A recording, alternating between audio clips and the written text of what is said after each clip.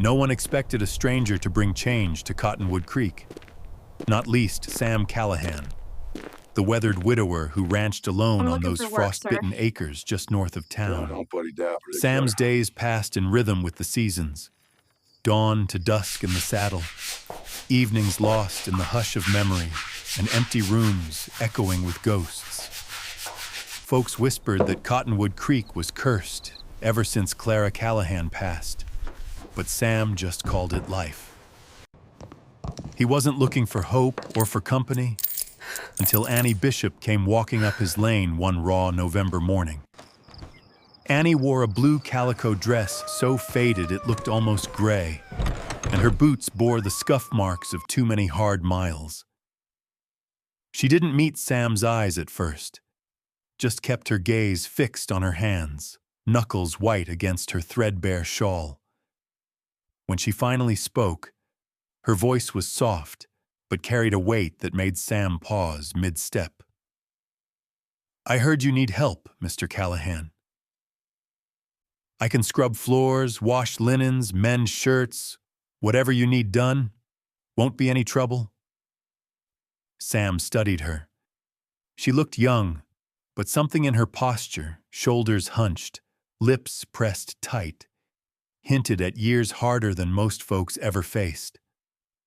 Still, beggars weren't choosers in those parts, and Sam needed the help. Winters bit deep, and the house had gathered a year's worth of dust and cobwebs since Clara died. "I can't pay much," Sam said gruffly, not wanting to seem soft. "Don't need much," Annie replied, and before Sam could say another word, she'd rolled up her sleeves and was on her knees scrubbing the kitchen floor, her movements quick and efficient, like she'd been doing this all her life. As the weeks rolled by, Annie kept mostly to herself. She arrived at sunrise, left at sunset, and refused every offer of supper or extra pay. She never sat, never lingered. Each day she moved through the house like a shadow, quiet, careful, vanishing before Sam could thank her. Sam's curiosity grew alongside a nagging sense that something wasn't right. One evening, Sam tried to press a little extra into Annie's hand, just enough for shoes or a new shawl. She shrank back like he'd offered her a rattlesnake. "No, thank you, sir. Truly. You've given me enough already." With that, she turned and hurried down the path, disappearing into the lengthening dusk. Sam watched her go, troubled. The air had a bitter snap to it that night, and the moon was nothing but a silver hook hanging above the cottonwoods. The next morning, Sam noticed something odd, a set of tiny footprints in the dust outside the barn, too small to belong to any adult. He bent down, frowning, tracing them with a calloused finger. The prints led toward the old line shack down by the creek, a place he hadn't visited since the last spring flood left it half collapsed and crawling with weeds. That evening, Sam watched Annie more closely. As the sun slid behind the distant ridges, she gathered her shawl and slipped away, walking briskly through the yellowing grass, never looking back. A strange unease pricked at Sam's conscience. He tried to shake it off, but after an hour staring at his supper without appetite, he pulled on his coat, saddled up, and trailed Annie at a distance. He found her crouched in the ruined line shack, her form silhouetted by the glow of a sputtering lantern. Sam's breath caught when he realized she wasn't alone. 5 children, their faces thin and eyes too large for their small frames, huddled close around her. There was Maggie, the eldest, no more than 12, but her jaw set in a way that spoke of battles already fought. Beside her, Silas, Clara, Emmy, and a baby wrapped in a patchwork quilt. Tom, barely old enough to walk. Annie pressed a piece of bread into Maggie's hand, brushing a tear from the girl's cheek. "Eat, honey. Tomorrow's another day." Sam stood frozen in the darkness, the weight of their secret settling on his shoulders. He watched Annie tuck the children close, humming a lullaby so soft it nearly vanished in the wind. The shack offered little shelter. The roof sagged, the walls shivered with every gust. But Annie wrapped her arms around her children, making warmth from nothing but love and will. Sam's throat tightened. He'd known hardship, but nothing like this. He saw now why Annie refused extra pay, why she left in such a hurry. She wasn't just surviving, she was fighting with every ounce of herself for those kids. Sam's mind raced. He couldn't unsee what he'd found, couldn't just turn away. But if Annie knew he'd discovered her secret, would she run? Would she trust him? Or vanish into the wild, taking her little flock with her? That night, as the temperature dropped and the stars sharpened above the creek, Sam Callahan made a choice. He'd help Annie, whether she wanted it or not. No family deserved to shiver in the dark, not when there was light and a little hope still left at Cottonwood Creek. The air hung heavy with warning the next morning, a restless, metallic cold that prickled Sam's skin even before sunrise. Clouds stacked up along the ridgeline, bruised and swollen, as if the sky itself was holding its breath. In town, old-timers swapped rumors at the mercantile. "Blizzard's coming. Worse than the one in '77, mark my words." But Sam was already miles away, heading down to the lower pasture with worry gnawing at him. He kept glancing south, toward the creek and that sagging shack. He tried to convince himself that Annie would keep the kids inside, that she'd found some way to brace the battered roof, to stuff rags in the cracks and keep the worst of winter out. But he'd seen enough hard years to know, sometimes hope wasn't enough to keep death at bay. By noon, the storm hit like a runaway freight train. First, needles of sleet, hissing through the sage. Then, blinding snow, swirling so thick you couldn't see your own boots. The world vanished, wrapped in a choking, icy shroud. Sam's cattle bawled and bunched together, wind howling through the cottonwoods like a pack of wolves. He worked frantically to shore up the barn, to get hay thrown and animals sheltered, but his mind kept returning to Annie and those 5 kids huddled in their ruined shelter. At dusk, he forced himself to march down the lane, coat pulled tight and scarf whipped across his face. Each step was a battle. The snow came in sheets, stinging his eyes, crusting his beard. He nearly missed the shack, half buried now, only the chimney jutting above the drift. Inside, faint lamplight flickered, shadows moving, voices rising in panic. He banged on the door. "Annie, it's Sam! Open up!" The door swung inward with a whimper, and Sam stumbled inside. Cold hit him like a slap. The roof sagged. Wind howled through the broken boards. The children shivered under threadbare quilts, eyes wide with fear. Annie struggled to keep a fire going with scraps of wet wood. Her face was drawn, lips blue with cold, but she tried to smile. "We're fine, Mr. Callahan. Just a little drafty is all." A gust of wind ripped the words away. Sam could see how desperate the situation was. He didn't hesitate. "Get your things. Now. All of you. We're going to the house, no arguments." Maggie bristled, planting herself in front of her siblings. "Mama says we stay together. We don't need charity." Sam knelt, lowering his voice. "This ain't charity. It's survival. You come with me, or you won't make it through the night. That's a promise, not a threat." For a long, tense moment, Annie looked at Sam, her eyes glistening. Then, silently, she nodded. She tried to stand, but her legs buckled. Sam caught her just in time, feeling the heat of fever in her skin. Annie tried to brush him off, stubborn as ever, but Sam scooped her up in his arms. "Kids, gather what you can carry. We're leaving, now." Outside, the blizzard clawed at them, trying to rip Annie from his grasp. Maggie bundled baby Tom close. Silas and Clara clung to Emmy, and together they fought their way through waist-deep snow toward the distant glow of Sam's cabin. Each step was a test of will. The world had shrunk to that single flickering light on the hill, hope buried under wind and white. At the cabin, Sam kicked the door open and guided them inside. The warmth hit like a wave. The children tumbled to the floor, limbs trembling from cold and terror. Sam set Annie down by the fire, barking orders as he moved. "Maggie, help your brother off with those boots. Silas, fetch some blankets from the chest. Clara, Emmy, there's soup in the pot. See to your mama." He stripped off his coat and set to tending Annie's wounds. Her hands were cracked and bleeding, her ankle twisted, swollen, and purple. As he wrapped it, she tried to stifle a gasp.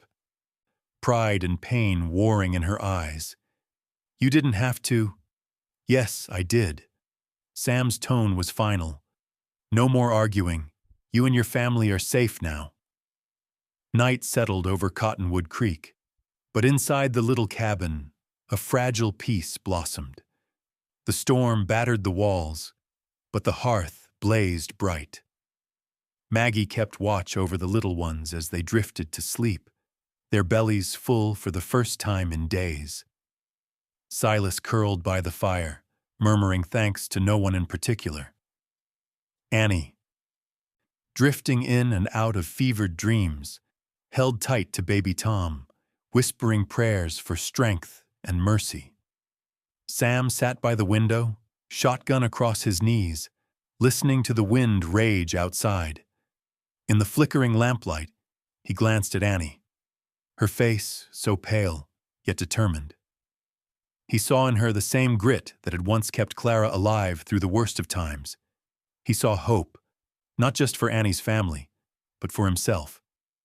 For the first time in years, he felt the stirrings of purpose, a reason to keep fighting, to keep believing that even in the darkest winter, there might still be a spring. That night, as the storm howled and the drifts grew deeper, Cottonwood Creek was no longer just a place for ghosts. It was shelter. It was possibility. It was the fragile, flickering beginning of something new. Morning came slow to Cottonwood Creek, sunlight struggling through frosted panes, painting the Callahan cabin in pale gold. For the first time in weeks, Annie Bishop woke to warmth, a roaring fire, the scent of wood smoke, and the steady, familiar sound of Sam moving quietly in the kitchen. She tried to rise, but pain flashed in her ankle, and she fell back against the pillow, wincing. Before she could stifle a groan, Maggie was there at her side. "Mama, you gotta rest. Mr. Callahan says he's got chores for all of us, but you're not allowed to move until he says so." Annie blinked in surprise at the comfort of clean linens and Maggie's determined face. She opened her mouth to protest, to insist she could work, but a wave of dizziness forced her still. Her pride, forged in years of hardship, bristled at the idea of being a burden. But Maggie's look brooked no argument. In the corner of the cabin, the other children huddled together, taking in their new world with wide, uncertain eyes. Silas, always quick and restless, peeked into every drawer and cupboard, careful not to touch. Clara and Emmy giggled over the miracle of warm socks, while little Tom toddled clumsily across a patchwork rug, tugging at the frayed edges as if to test its reality. Sam watched it all from the doorway, hat in hand, leaning back against the wood as if to keep a respectful distance. He looked at Annie, his gaze gentle but honest. "You're safe here. Take your time, Miss Bishop. I'll make sure your little ones stay busy and out of trouble." Annie nodded stiffly, not trusting herself to speak. It was a strange sensation, this sudden safety. She felt exposed, stripped of the barriers she'd built to survive. Every kindness from Sam was a reminder of just how precarious their life had been, how easily the world could turn on a single moment. After breakfast, oatmeal and fresh cornbread, more food than the children had seen in months. Sam led the older kids outside. Maggie, defensive and proud, hung back until Annie gave her a small nod. "Go on, Mag. Help Mr. Callahan. Keep an eye on Silas for me." Maggie squared her shoulders and followed, Emmy and Clara in tow, curiosity slowly outpacing fear. Outside, the ranch was a wonderland transformed by snow. Fences half buried, icicles glittering from the porch, Sam's old black mare snorting clouds of steam into the crisp air. The kids tumbled into chores with clumsy eagerness, fetching water, sweeping snow from the steps, helping Sam haul firewood from the shed. Even Maggie, who'd learned early to distrust kindness, found herself drawn to Sam's quiet patience. He taught her how to split kindling, showing her how to plant her boots firm and swing the hatchet steady. Not strength, but rhythm, see? For the first time in what felt like forever, laughter trickled through the cabin walls. Clara's shrieks as Emmy tossed snowballs. Silas's proud announcement that he'd found 3 eggs in the henhouse. Even baby Tom's delighted babble as he discovered the world could be safe and warm and full of color. Annie listened from her bed, heart aching with gratitude and fear in equal measure. Still, the unease didn't leave her. She watched every shadow, listened for footsteps beyond the yard. At night, when the wind howled against the shutters, old worries returned. What if someone came asking? What if Frank found them? She kept her boots by the bed, ready to run if she had to. But Sam never pressed her. He moved with an understanding born of his own grief, tending to Annie's ankle with gentle hands, fixing up the cabin so it felt less like a stranger's house and more like a home. He built a makeshift cradle for Tom out of an old barrel, patched leaks in the roof, and made sure Maggie never felt useless. He told stories after supper, tales of wild horses and moonlit cattle drives, and for a little while, the children forgot their troubles. One evening, as the fire popped and the kids drowsed in a heap of blankets, Sam sat across from Annie, quiet as always. "Folks in town might ask questions," he said after a while, voice low. "But I'll tell them the truth, that you're working for me. That's all they need to know." Annie's eyes shimmered with tears she refused to shed. "Thank you, Sam. I don't know how to repay you. You don't have to." He looked her in the eye. "You and those kids, you're not a burden. You're family, if you want to be." The words settled between them like the first true warmth of spring. Annie wanted to trust, to believe she could start again, but old habits die hard. She lay awake long after the others slept, watching moonlight play across the walls. Outside, a coyote howled, lonely and wild. Annie squeezed Tom close, whispering promises into his hair. Tomorrow would bring new worries, new challenges. But for tonight, they were together, safe. That was enough. Slowly, Cottonwood Creek began to feel less like exile and more like hope. Winter gave way to spring with a stubborn slowness, the world thawing in fits and starts. By March, the creek was running high and clear, cottonwoods budding soft and green along its banks. For a while, it seemed the Callahan Ranch had been blessed. Annie's limp faded, her laughter returned, and the children grew strong on chores and fresh air. The cabin no longer felt haunted. Every night, as the wind played gently in the eaves, the little family huddled close, their voices echoing in the warm, lamp-lit rooms. But peace in the West was always borrowed time. It began with a shadow, just a rumor at first. Maggie overheard two ranch hands talking outside the general store, voices hushed and wary. "Did you see the man who came in last night? Tall, with a scar down his cheek, asking after a woman and 5 kids. Mean look in his eye." Maggie's heart turned to ice.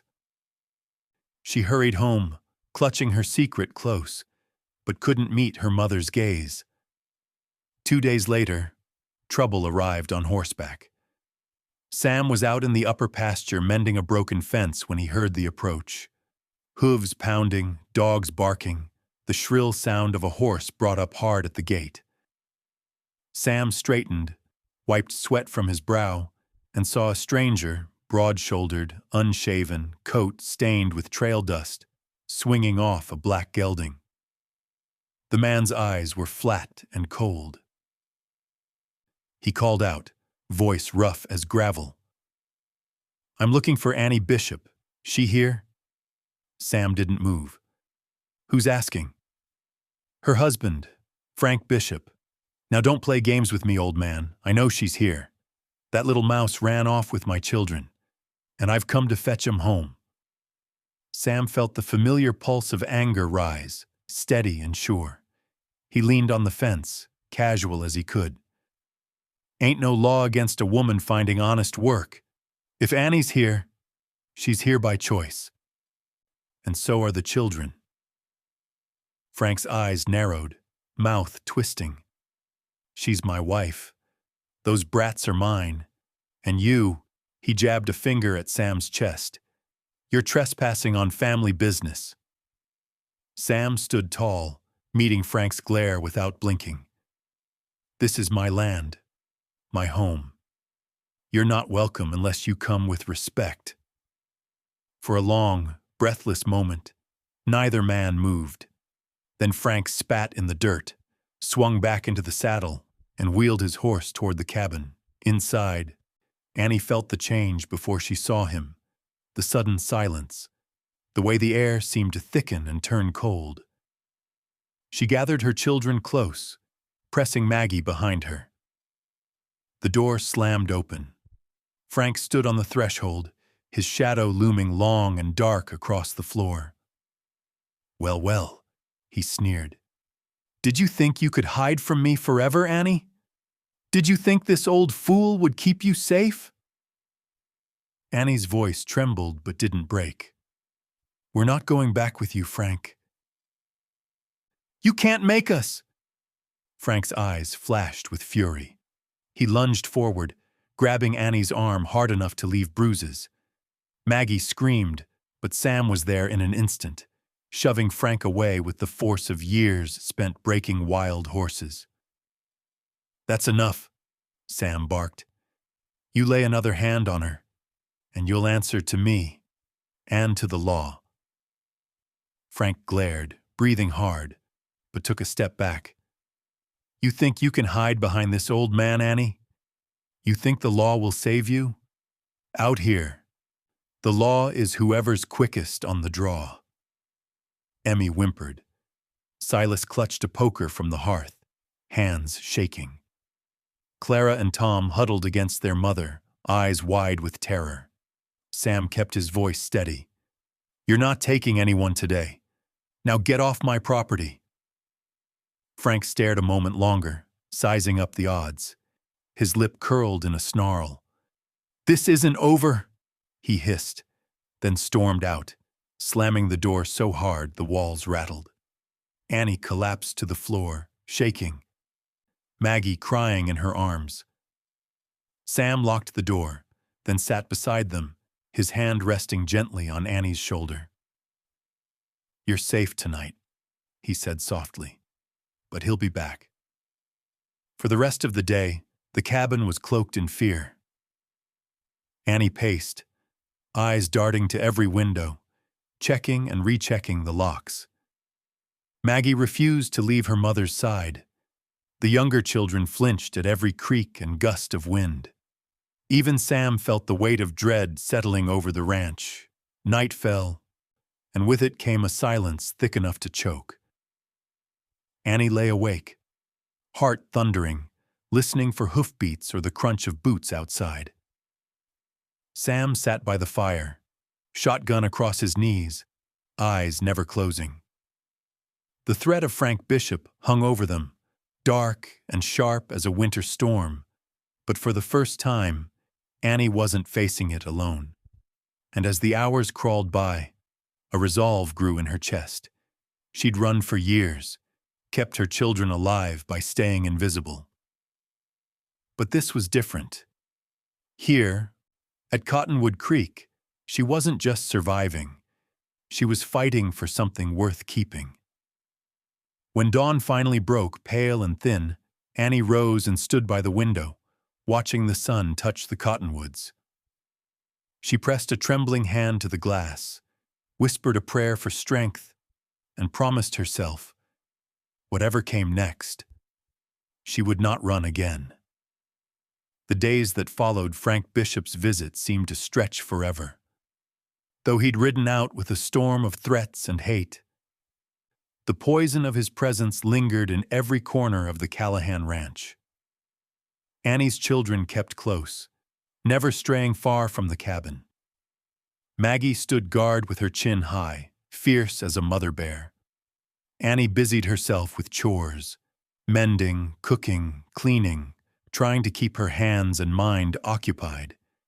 Yet her thoughts spun with worry, and her heart thudded every time a horse's distant whinny or a stranger's shout drifted on the wind.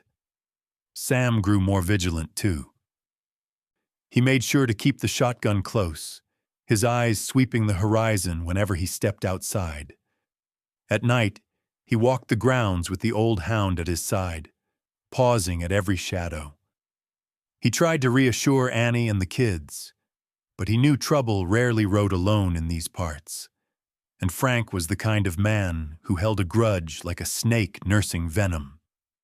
The first sign of real danger came on a moonless night. The wind had dropped, and the sky was crowded with stars. The kind of silence that felt almost holy. Sam finished his last round of the property, checking the livestock and locking the barn. He found Silas curled up in the hayloft, fast asleep, clutching an old horseshoe for luck. Smiling, Sam scooped the boy up, wrapped him in a blanket, and carried him toward the house. That's when he smelled it. Smoke. Not the gentle scent of wood smoke from the chimney, but something harsher, darker. His eyes darted toward the barn, where a faint orange glow flickered under the eaves. For one awful second, Sam stood frozen. Then he roared, "Fire!" and bolted for the doors. Flames licked up the old dry boards, hungry and wild. Sam set Silas down, thrust a bucket into Maggie's hands as she came racing from the house. "Fetch water, quick! Wake your mother!" He grabbed a wet burlap sack, beat at the growing blaze, lungs burning with fear. Annie appeared moments later, barefoot and wild-eyed, the younger children trailing behind. "Where's Silas?" she screamed. "Safe! Get the others away from here!" Sam shouted back, refusing to leave the fight. Maggie and Annie formed a desperate line from the pump, sloshing water on the barn, coughing as smoke billowed thick around them. Emmy wailed, clutching Clara, while Tom shrieked in the crook of Annie's arm. For a breathless eternity, it seemed the fire would swallow everything. But with a final flurry of buckets and prayers, the flames shrank back. Choked out by sheer will and wet earth, the barn smoldered, scarred and blackened, but it still stood. Annie collapsed to her knees in the mud, clutching Silas, Maggie sobbing quietly beside her. Sam surveyed the wreckage, chest heaving. It didn't take long to find the evidence. A trail of kerosene splashed across the threshold, footprints in the muck. There was no doubt. Someone had meant to burn them out. Later, as the children slept fitfully in the same bed, Annie made tea in the kitchen, her hands trembling so badly she could barely hold the kettle. Sam sat across from her, eyes dark with anger and worry. It was Frank. It had to be, Annie whispered. No one else would hate us enough. Sam nodded. He's not finished, but neither are we. The next morning, Annie prepared breakfast, doing her best to shake off the night's terror. She ladled oatmeal into bowls, urging the children to eat, to act normal. But as she went to set the table, she noticed something strange. A bitter, unfamiliar odor rising from the pot of beans she'd left soaking overnight. Her instincts screamed. Without a word, she dumped the beans out behind the woodshed, where even the chickens wouldn't peck at them. Later that day, the old hound sniffed the dirt and started pawing frantically at the remains. Sam knelt, studied the scene, and grimaced. Mixed with the beans were blue-green crystals, rat poison, scattered where a hungry child might not notice. Annie pressed a hand to her mouth, tears threatening. He's trying to kill us, Sam. Sam gripped her shoulder, steady and firm. We'll outlast him, I promise. Word of the fire spread quickly through the valley. Neighbors rode in to help, bringing tools and strong backs, pie and coffee, and quiet words of support. Old Mrs. Higgins from up the hill helped Annie scrub the barn walls, her voice gentle. Folks like Frank can't abide to see good people making a life without him. You just keep holding on. But the sheriff, a narrow-eyed man with a flask in his pocket and gold coins from Frank jingling somewhere on his person, brushed Sam's complaints aside. Can't prove nothing, Callahan. Fires start, accidents happen. You want trouble, you'll get it if you push this further. Sam clenched his fists but held his tongue. He saw the sheriff's smirk and knew the law was not on their side. Not yet. That night, as the ranch lay quiet, Sam and Annie sat together by the fire. The children slept in a tangled heap on the floor, the scent of smoke still clinging to their hair. Sam looked at Annie, saw both fear and fierce determination in her eyes. We won't let him win, he said softly. This is our home now. And Annie nodded, resolve hardening in her heart. She would not be driven away, not by Frank, not by threats or fire or poison. For the first time in her life, she was ready to fight for a future worth living. Outside, a cold wind rattled the windows. But inside, hope flickered on, stronger than before. By the next week, the Callahan Ranch was buzzing with the hum of resilience and resolve.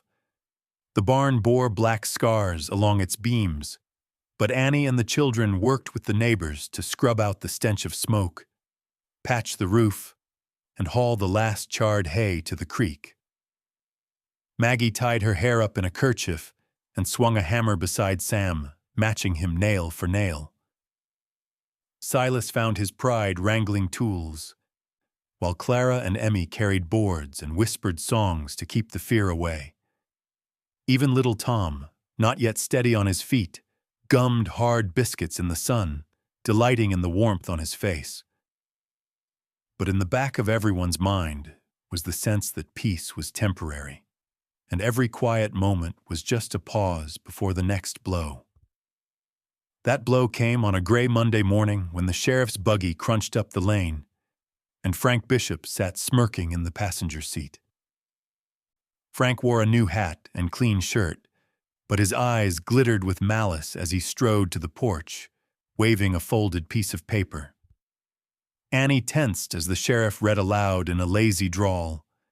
Frank Bishop files formal petition for custody of his children, against their mother, Annie Bishop, who is accused of abduction, neglect, and consorting with a known troublemaker. He glanced at Sam with a sour sneer. You're all to present yourselves at Judge Yarrow's office tomorrow. Annie stayed in. You'd best bring the children. If you run, the law will come after you. Frank leaned close, his voice a hiss. You're not hiding behind this old man anymore, Annie. The law's on my side now. And if you make a scene, you know what'll happen.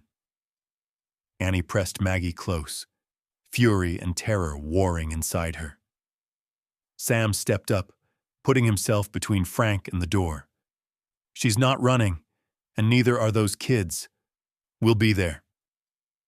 After Frank and the sheriff left, a hush settled over the ranch. Annie felt her knees go weak and sank onto the porch steps. Sam sat beside her, silence stretching between them. Finally, Annie spoke, voice trembling. He'll twist everything. He'll say I'm unfit, that the children are better off with him.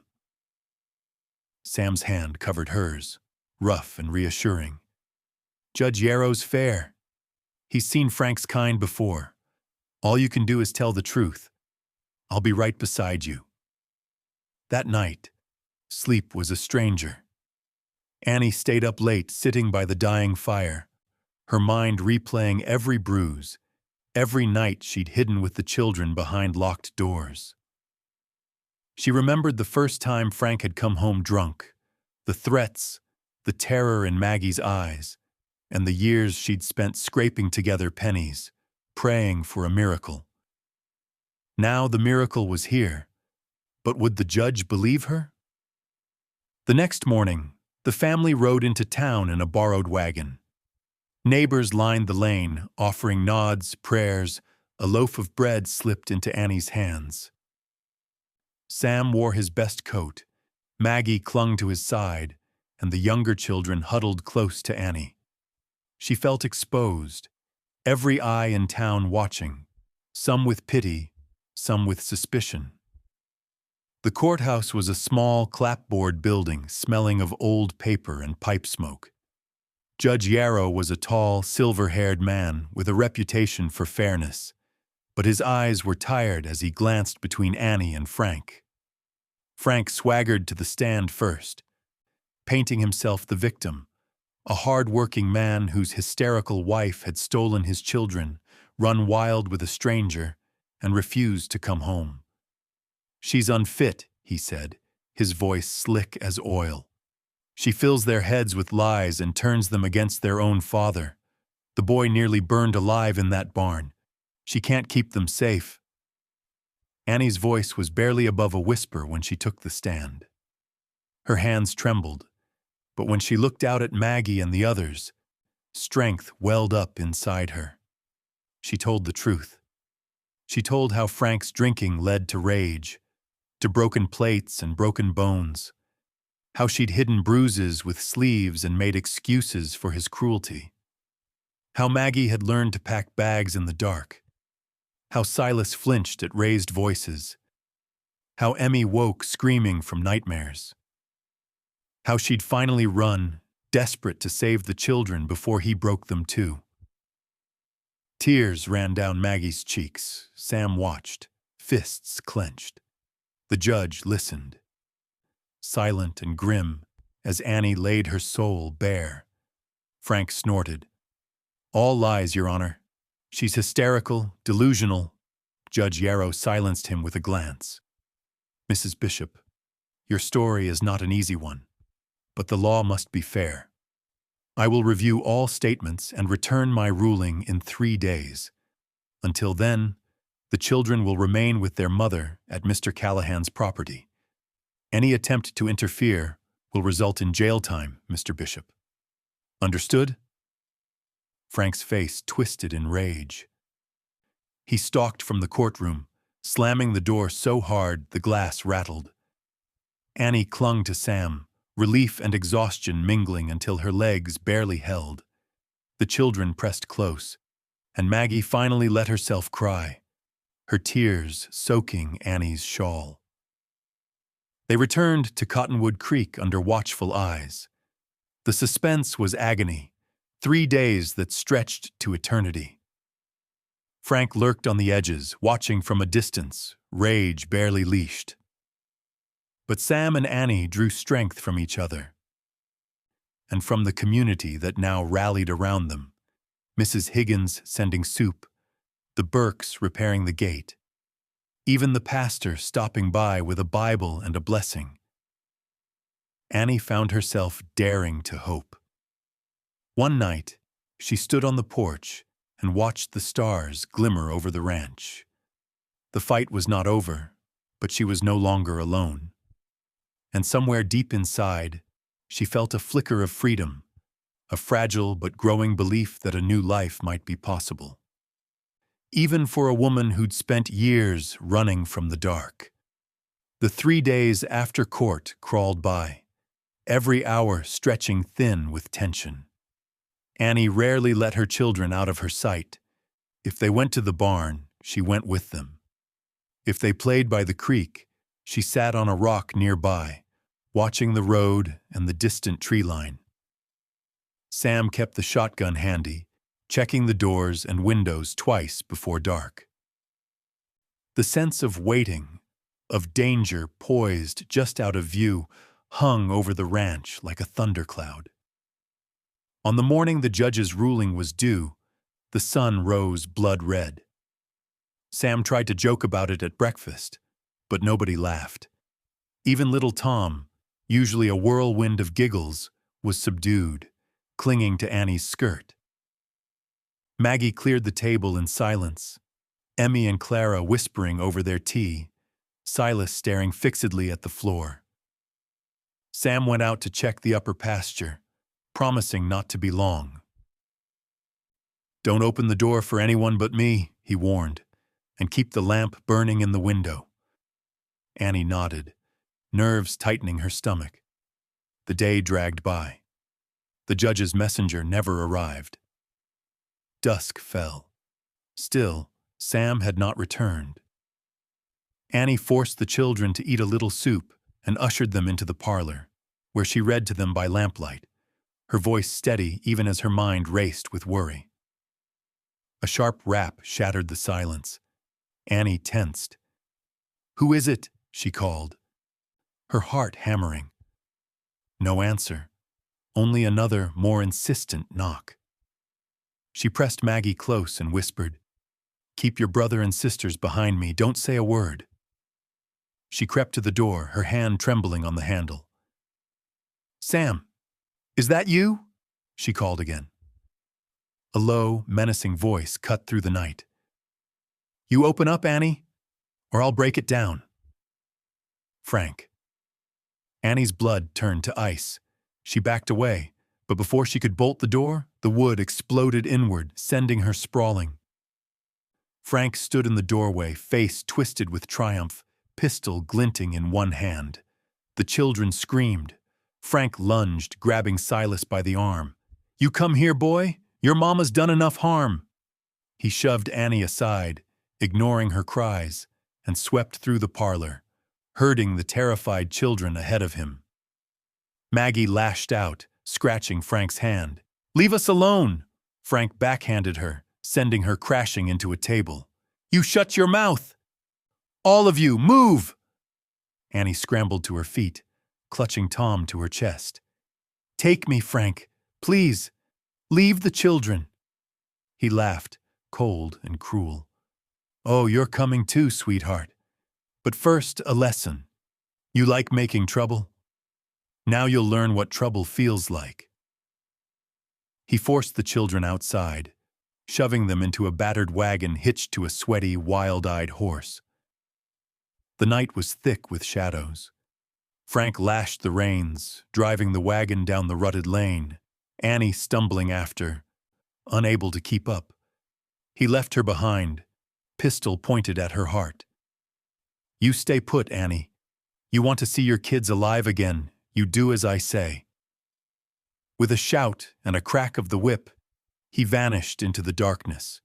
Annie collapsed in the road, sobs racking her body, Tom wailing in her arms. A hand gripped her shoulder. Sam, breathless and covered in mud, his eyes wild with fear. What happened? Where are the kids? Annie choked out the story between gasps, clinging to Sam like a lifeline. He knelt beside her, fury and grief warring in his face. "We'll get them back," he promised. "I swear it, Annie. He won't win." They rushed to the barn. Sam saddled his fastest horse and threw the spare mount's reins to Annie. She was pale, still trembling, but her jaw was set. "I'm coming with you. I have to." Sam nodded, not wasting time arguing. He pressed a pistol into her hand, wrapped her in his coat, and helped her into the saddle. "He's headed for the river crossing," Sam said. "There's only one place he can go with a wagon, Old Mill Ford." Annie's mind raced. Frank has friends near there, men who owe him favors. He'll try to hide. "We won't let him," Sam growled. "Hang on." They galloped through the darkness, the cold air biting their faces, hooves thundering over frozen ground. Annie's thoughts flickered from child to child. Maggie, brave and battered. Silas, silent and scared. Emmy and Clara, huddled together in the back of that wagon. Every mother's terror burned in her chest, fueling her resolve. As they neared the river, they spotted the telltale grooves of wagon wheels and fresh hoof prints leading toward the trees. Sam fired a warning shot into the air, hoping to flush out Frank's allies, but the woods remained silent. The only sound was the distant cry of a child, Maggie's voice, desperate and raw. "Over there!" Annie pointed, spurring her horse down the muddy bank. In the flickering moonlight, the wagon lurched ahead, Frank whipping the horse mercilessly. The children clung together, terror etched on their faces. Sam pulled up beside Annie, his jaw clenched. "We go together," he said, voice low and steady. "We get the kids. We end this tonight." Annie nodded, every muscle taut. The river shone black and swift ahead, and she knew, whatever it took, she would not lose her children. Not now, not ever.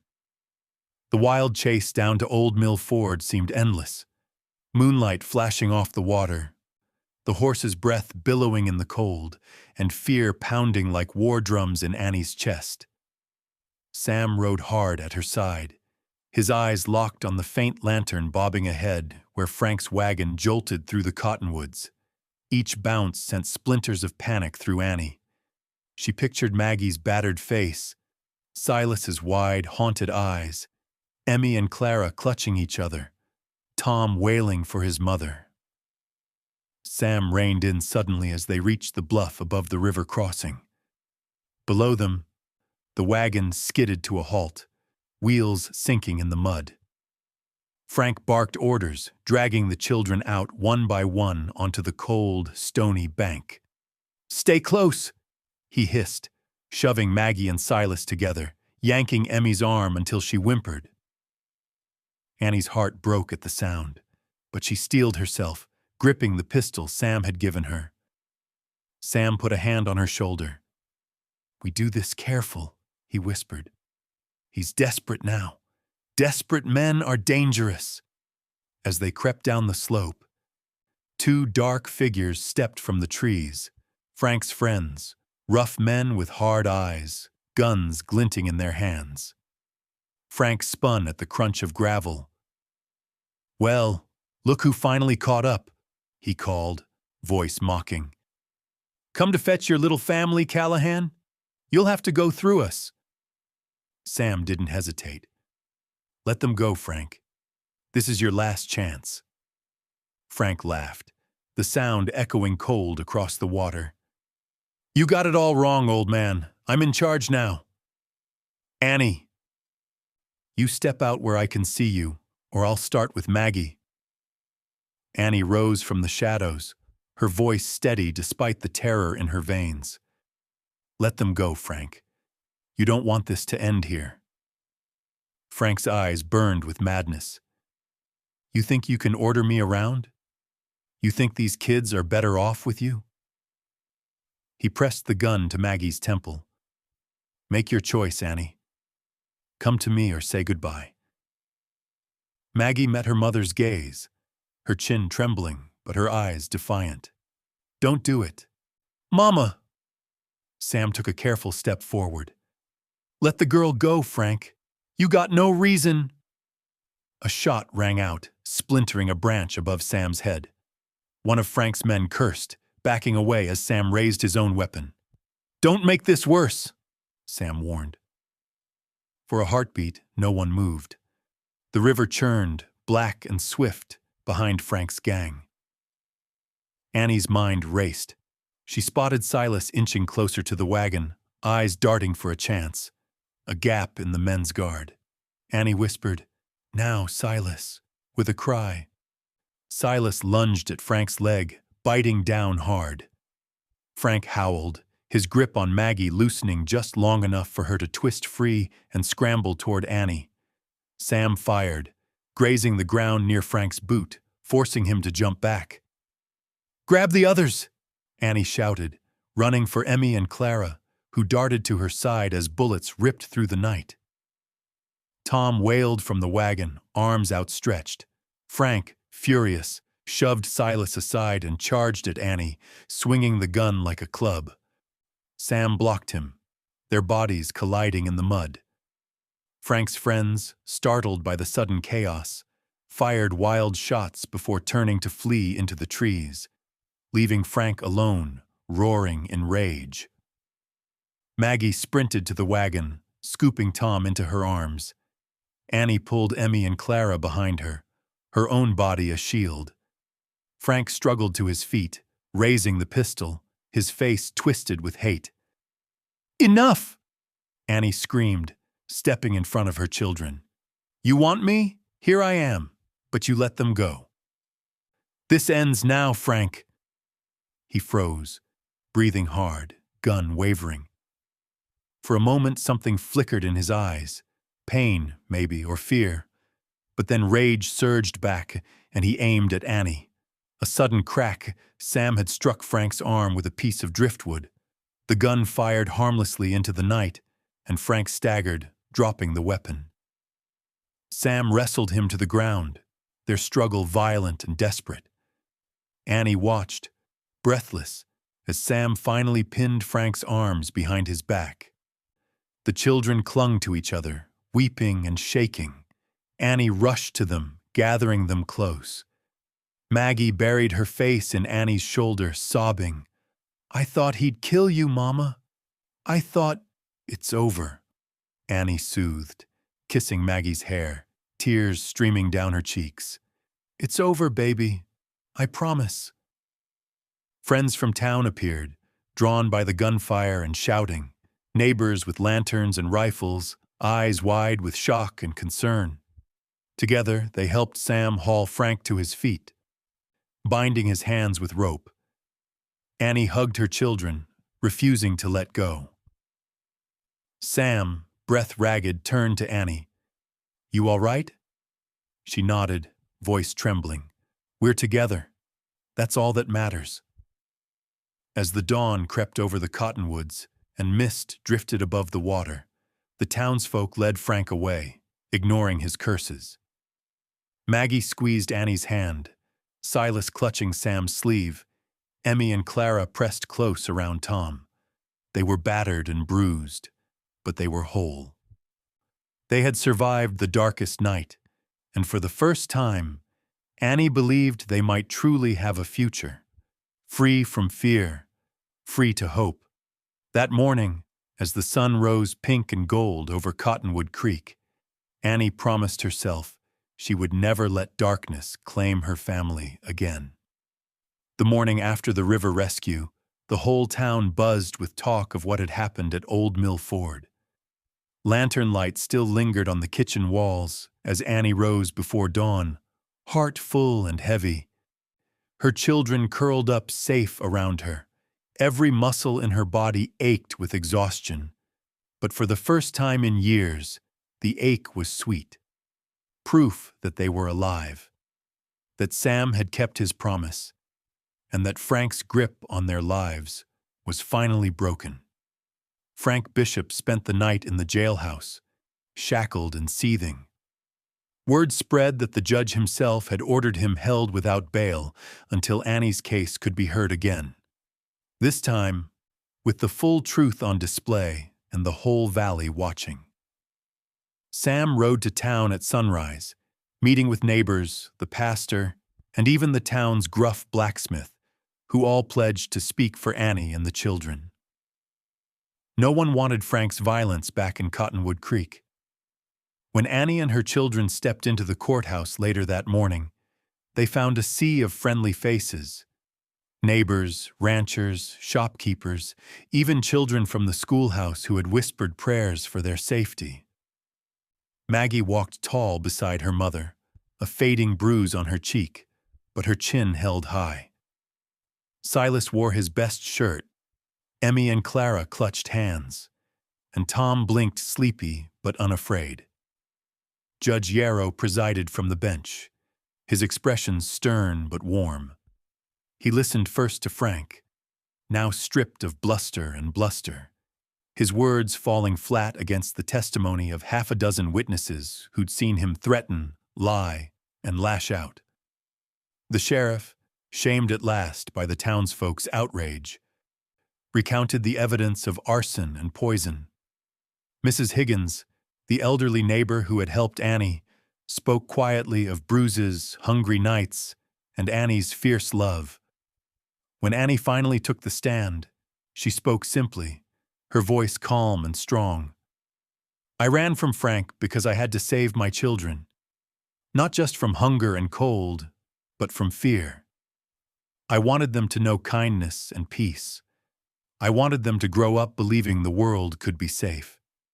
Maggie's testimony followed. She did not cry. She looked the judge in the eye and said, "My mama never stopped fighting for us. Sam helped, but mama was the reason we survived." Judge Yarrow leaned forward, eyes shining. "Thank you, Maggie. That took courage." At last, after a tense hour in chambers, Judge Yarrow returned to deliver his ruling. His voice filled the hushed room. "It is the judgment of this court that Annie Bishop be granted full and permanent custody of her children. Mr. Frank Bishop, you are hereby remanded to county jail and may not contact or threaten this family again." The applause that followed shook the rafters. Annie burst into tears, hugging each of her children. Maggie clung to Sam, who ruffled Silas's hair, beaming with pride. The whole town seemed to breathe a collective sigh of relief. On the courthouse steps, Sam squeezed Annie's hand. "You don't have to go," he said softly. "Not ever again. Cottonwood Creek is your home if you want it." Annie looked at her children, dirty, worn, but grinning from ear to ear, and then at Sam, whose steady presence had become her anchor through every storm. "I do want it," she whispered. "If you'll have us." He smiled, tears in his eyes. "I already do." The news traveled fast. By afternoon, the Callahan Ranch bustled with people arriving from all corners of the valley, each one eager to help rebuild and celebrate. The old barn, scarred but standing, became the heart of a community barn raising, hammers and laughter echoing under the bright blue sky. Men drove in wagon loads of lumber, women brought pies and quilts, and the children wove garlands of wildflowers to hang above the doors. Maggie and Silas worked beside Sam, learning to swing a hammer with surety. Emmy and Clara dusted every corner, their giggles mingling with music from a fiddler who'd come from town. Tom toddled from lap to lap, a sticky smile always at the ready. As dusk fell, the barn glowed with lamplight and the warmth of gathered neighbors. Annie stood beside Sam at the doorway, looking out over a sea of faces. Some she'd feared for years, others she'd only just met. but all now bound together by the trials they'd faced and the hope they'd found. The new sign above the barn read, Callahan Bishop Ranch. For the first time, Annie saw her name, her children's name, etched in wood, belonging. Later that night, after the last guest had left and the stars blazed bright above the valley, Sam drew Annie close on the porch steps. The children slept soundly inside, Maggie's arm flung protectively over her siblings. Annie's heart was so full she could barely speak. "I don't know what comes next," she whispered, voice trembling with awe and relief. Sam squeezed her hand, a gentle strength in his voice. "We build a life. Together." Annie smiled, eyes shining. For the first time in her life, she believed it, believed in safety, in belonging, in a future shaped not by fear, but by love and courage. That night, as the moon bathed Cottonwood Creek in silver, the Callahan Bishop family claimed their place in the world, not with noise or fury, but with open hearts, joined hands, and a promise. No past would ever steal their hope again. Summer spread its golden wings over Cottonwood Creek, chasing away the last memories of darkness and fear. The ranch, once scarred by violence and worry, blossomed into a place alive with laughter and purpose. Where the barn had been charred and hollow, fresh wood gleamed. The fences stood straight and strong. Wildflowers nodded along the creek, and the air rang with the sounds of children and horses and the honest work of building something lasting. For Annie, every new day felt like a gift she'd never dared hope for. Her children woke with smiles, racing through the cool dawn grass, eager for chores or mischief. Sam, steady as ever, taught them to mend tack, drive fence posts, care for ailing calves, and ride with confidence. He treated Maggie as his own, showed Silas the secrets of roping and riding, encouraged Emmy and Clara to find joy in small things. Little Tom, plump and fearless now, toddled after his siblings, determined to keep up. As months passed, the ranch grew into a true home, a place where kindness was currency and every stranger was welcomed at the table. Annie found herself humming as she swept the porch, her heart light. Evenings glowed with firelight. The family gathered close, Sam's hand warm on her shoulder, the children safe in their beds. Sometimes, when sleep was slow to come, Annie would step outside and gaze up at the endless sky, breathing in the sweet scent of hay and river water. For the first time in her life, she was not waiting for the other shoe to drop. She was living. By midsummer, the community had come to see the Callahan Bishop family as their own. The barn raising that spring had become legend, a story of how neighbors came together to drive out cruelty and plant hope. Annie and Sam received gifts of seeds, cuttings, even a piano from the church, which Emmy took to with surprising enthusiasm. Old Mrs. Higgins came often for tea, telling tales of her youth and sharing the wisdom only time could give. The sheriff, now a changed man, ashamed of his earlier cowardice, visited each month, checking in not as a lawman, but as a friend. The 4th of July dawned bright and hot. Annie rose early to begin preparations for the biggest gathering Cottonwood Creek had ever seen. Sam smoked beef and beans out by the barn. The children decorated the fences with bunting and wildflowers, their laughter echoing across the fields. Maggie made pies with Mrs. Higgins. Emmy chased Tom through the tall grass, and Silas and Clara plotted a firecracker surprise. By noon, wagons rolled in from every corner of the valley. Men brought fiddles, women carried baskets of food, children tumbled from the wagons and disappeared into the fields, shrieking with delight. Old friends and new faces mingled under the cottonwoods, Stories flowed like cool lemonade, and the old hardships became just that. Stories, not wounds. As evening settled, Sam called everyone to the hill behind the house, where lanterns bobbed in the dusk and a great bonfire crackled. Annie stood with her family, the children pressed close, Sam's arm around her waist. The crowd grew quiet as the pastor offered a blessing, not just for the food, but for the future, for healing, and for the simple, stubborn grace of standing together when times get hard. Then came the fireworks. Silas and Clara lit the first sparkler, and soon the sky was alive with color and thunder. The children whooped and danced, their faces glowing. Annie felt the swell of love and gratitude in her chest, so fierce it almost hurt. Sam leaned close and whispered, "Look what you made, Annie. Look how far you've come." She smiled, tears bright in her eyes. "We made it together." The last rocket burst overhead, red and blue and gold, and the crowd broke into applause. But it wasn't just the spectacle that filled the night with magic. It was the sense of belonging, of wounds mended and hopes restored.